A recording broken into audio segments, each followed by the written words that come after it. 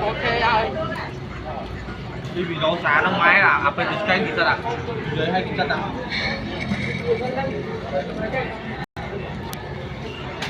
Cái ta ạ? Nha rồi. Đau rồi nè.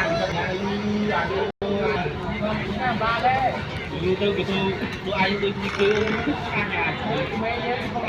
Sao nhưng mà lần canh ra thì mà tôi sợ nhìn tới bên nhau này tôi.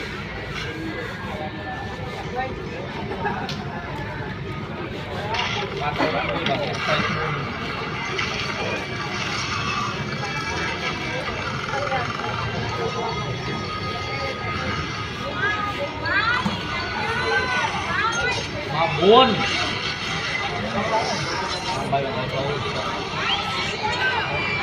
Đây là bận gì rồi chồng?